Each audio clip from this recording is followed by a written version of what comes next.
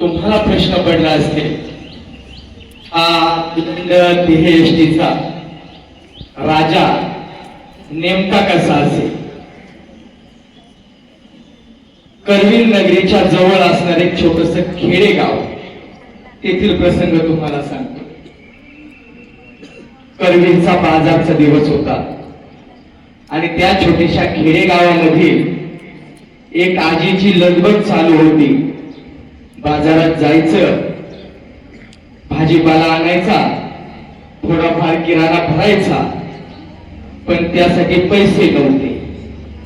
काय करावं त्या आजीच्या मनात विचार चालू होता. त्याच्या लक्षात आलं, घरात थोडीशी हुलगे आहेत. मग त्या माऊलीनं एका गाठोड्यामध्ये ते हुलगे बांधले आणि बाजाराला निघाली. पायीच बाजारामध्ये आलेली, गेली बाजारात जाऊन बसली.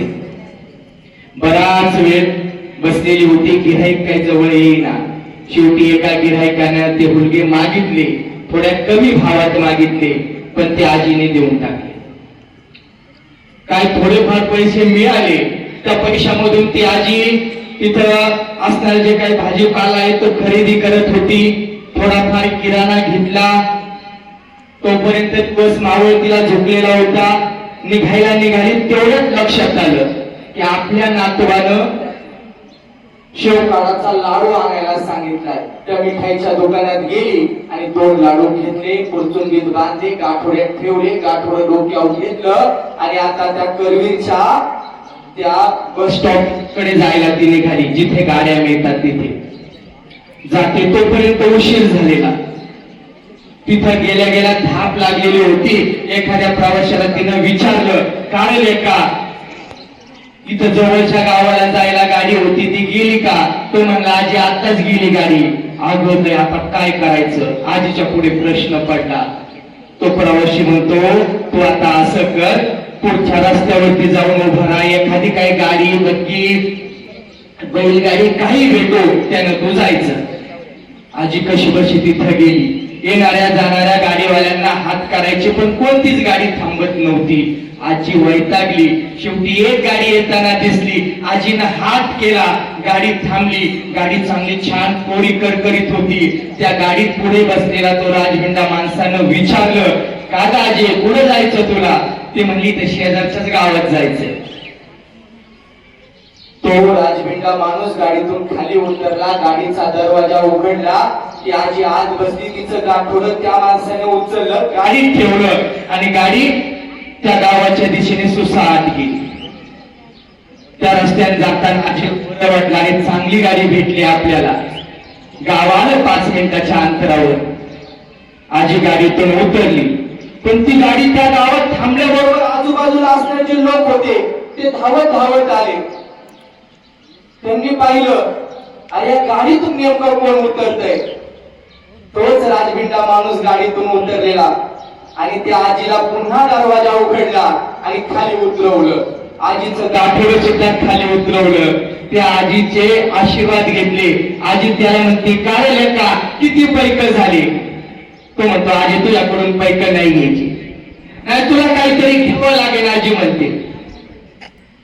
आजी त्या गाठोड्यातल्या त्या पोरचुंडीमध्ये 2 लाडू होते ना शेवा काढायचे, त्यातला एक लाडू काढला आणि त्या राजभिंड्या माणसाच्या हातावरती दिला.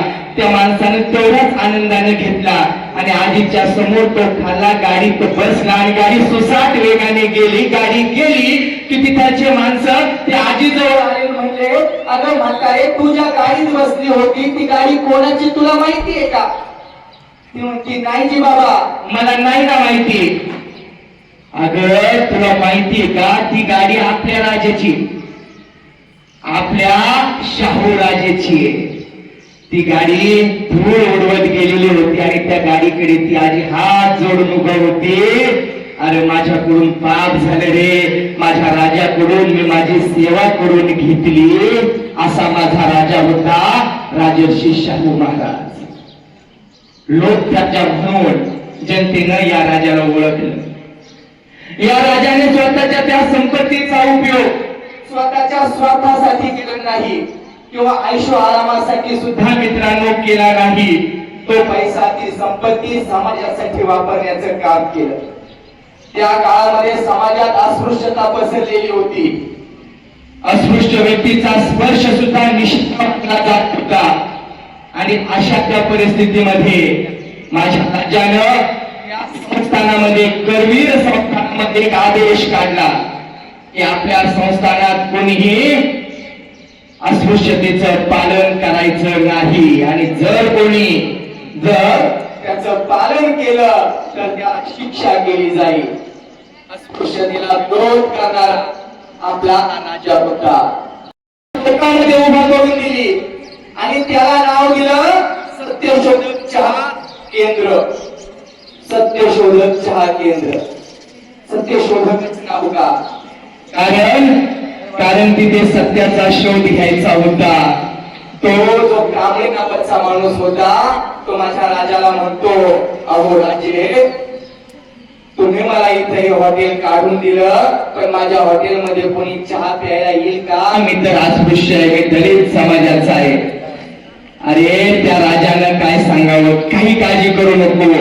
दररोज सकाळी न चुकता हा राजा त्या चहाच्या स्टॉल वरती जाणार, तिथे त्या खुर्चीवरती बसणार आणि सर्वांच्या समोर चहा पिणार. समाजात समता स्थापित करण्याचं काम याच माझ्या राजानं केलं. आज आम्ही म्हणतो शिक्षण सक्तीचं आहे, शिक्षण मोफत आहे. पण त्या काळामध्ये 19व्या शतकामध्ये माझ्या राजर्षी शाहू महाराज यांनी आपल्या संस्थानामध्ये शिक्षण सक्तीचं आणि मोफत केलं. प्राथमिक शिक्षण सक्तीचं आणि मोफत करणारा हा राजा होता. आणि जर तुमचा पालक कोणी आई वडील आपल्या मुलांना शाळेत पाठवत नसतील तर अशा पालकांना 1 रुपया दंड केला. तुम्ही म्हणता 1 रुपया म्हणजे किरकोळ रक्कम, पण त्यावेळेचा 1 रुपया म्हणजे त्या 1 रुपयामध्ये जवळपास 1 गोणी गव्हाचं जे काटा येतो 1 गोणी. मग 1 रुपयाची किंमत पहा किती होती. आणि त्यावेळी शिक्षणाचं महत्व ओळखून राजाचा उद्देश त्याच्यापासून पैसे प्राप्ती हा नव्हता, पण लोकांच्या मध्ये जागृती व्हावी. कारण या राजानं ओळखलेलं होतं शिक्षणाची ताकद. आणि ही शिक्षणाची ताकद ओळखून आपल्या संस्थानामध्ये शिक्षण मोफत करण्याचं काम केलं. आदर्श असणारा हा राजा. आणि मला सांगताना अभिमान वाटतो की रयत शिक्षण संस्था उभी केली. कोणी उभा केली रे? रयत शिक्षण संस्था कोणी उभा केली? आवाजच येईल ना मला. कर्मवीर भाऊराव पाटील. या माझ्या कर्मवीर भाऊराव पाटलांचं शिक्षण ज्यावेळी त्यांना एका वसतिगृहामधून हाकलून दिलेलं होतं, त्यावेळी त्यांची राहायची सोय ज्यांच्या राजवाड्यामध्ये करण्यात आलेली होती तो राजवाडा माझ्या राजर्षी शाहू महाराज यांचा होता. आणि म्हणून मला अभिमान वाटतो रयत शिक्षण संस्था उभा करण्यामध्ये माझ्या राजर्षी शाहू महाराजांचं योगदान सुद्धा महत्वाचं आहे. एकदा कर्मवीर भाऊराव पाटील आपल्या मित्रांच्या समवेत फिरायला गेलेले. त्यांचे काही मित्र थोडे व्यसनी होते. ते एका ठिकाणी सगळे थांबले.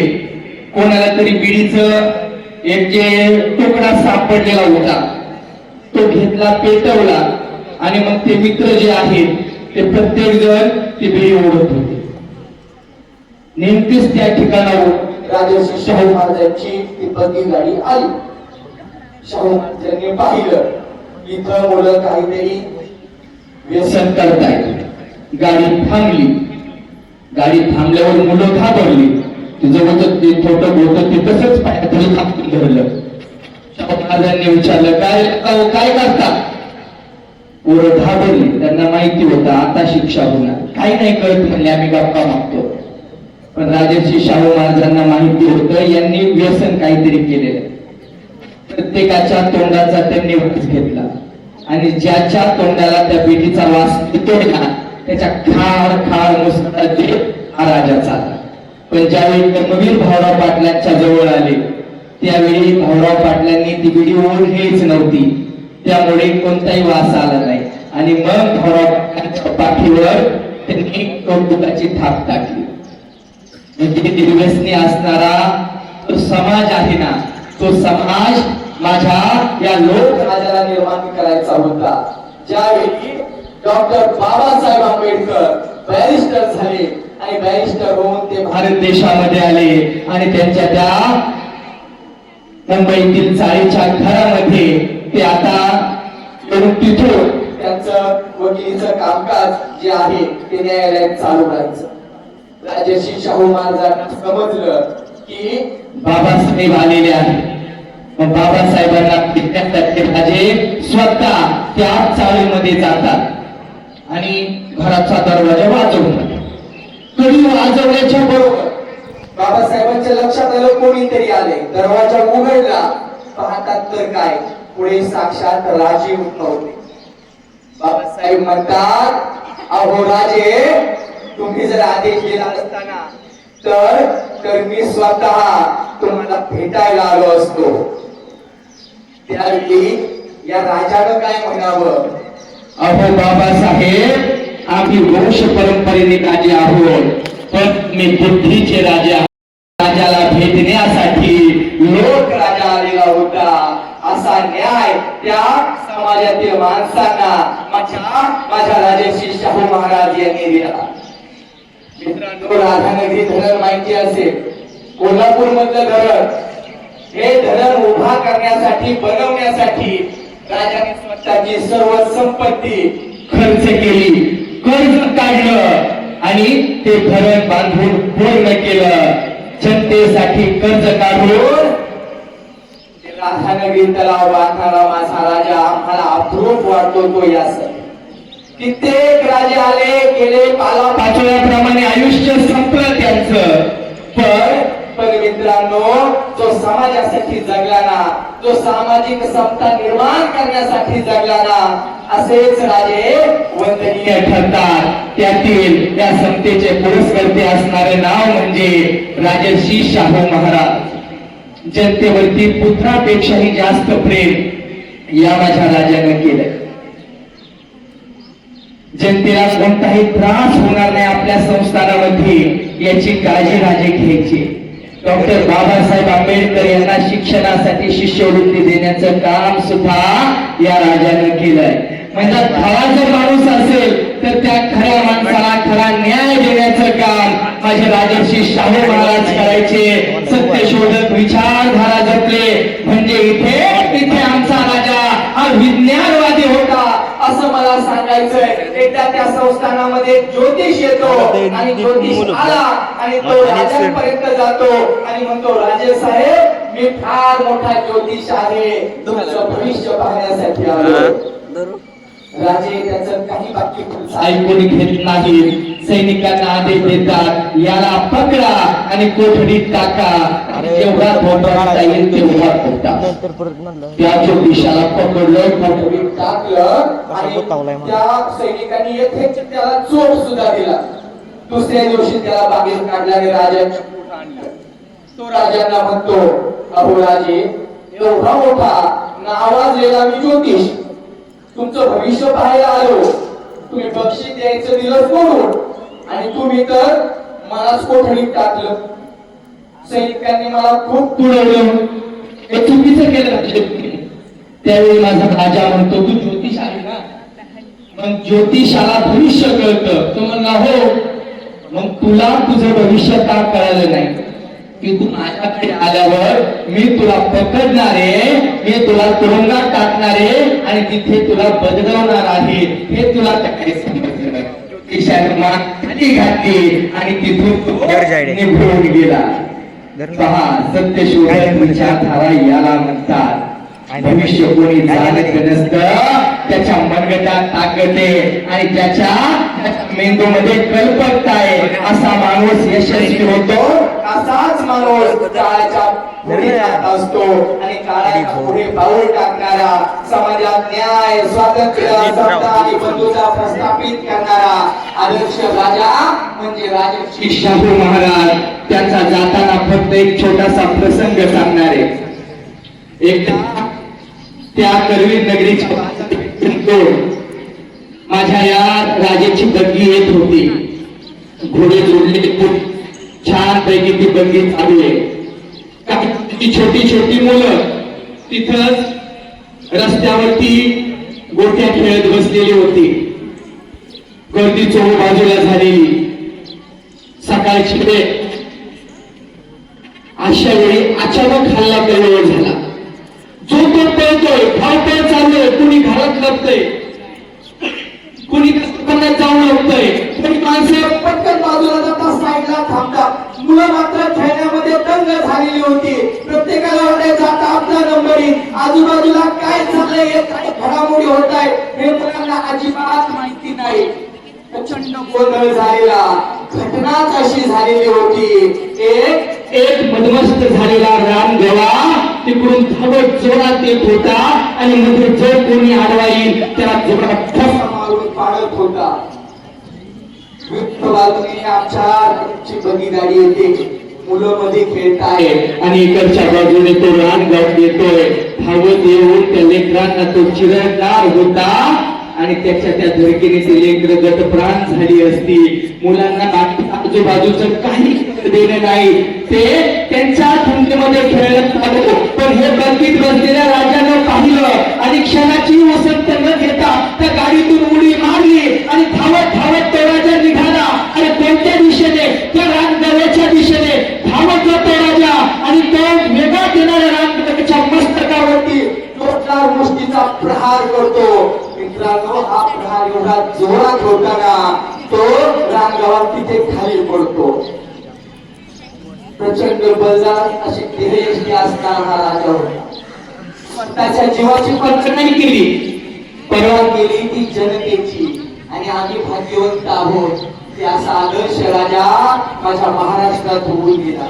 आज हा राजा आमच्यामध्ये नाही, पण तरी सुद्धा स्वतःच्या कार्यामुळे, स्वतःच्या कार्यकर्तृत्वामुळे आजही हा राजा विचाराच्या जोरावरती अमर झालाय. फुले, शाहू, आंबेडकर ही जी विचारधारा आहे ना, ही महाराष्ट्रातली नाही, ही भारत देशातली नाही, ती जगापर्यंत पोहोचलेली सत्यशोधकी विचारधारा आहे. आणि या त्रिसूत्रींना बांधणारा हा माझा राजा होता, आदर्श असणारा राजा. तेव्हा मित्रांनो, मैत्रिणींनो, आपण एक करायचं. आपल्याला हा राजा सारखं जरी होता आलं नाही ना, तरी राजांनी सांगितलेल्या मार्गावरती आपल्याला चालायचंय. समाजात समता प्रस्थापित चालायचंय. आज जात, धर्म, पंथ, भाषा याच्या आधारे माणसामध्ये भेद चालू आहेत. कोणी कोणाला विचारायला सुद्धा तयार नाही. जातीच्या आधारे माणसे वेगळी झाली, धर्माच्या आधारे माणसे वेगळी झाली. पण लक्षात घ्या, आमचा जो वारसा आहे तो वारसा पुरोगामी विचारसरणीचा आहे. या राजाच्या विचारसरणीचा आहे. ती विचारसरणी आम्हाला आचरणात आणायची आणि समाजात समता प्रस्थापित करायची, शांतता प्रस्थापित करायची. आज या लोकराजाची जयंती भारत देशामध्ये समता दिन म्हणून साजरी केली जाते. तेव्हा या राजाला मी त्रिवार वंदन करतो आणि थांबतो. जय हिंद, जय महाराष्ट्र, जय कर्तव्य.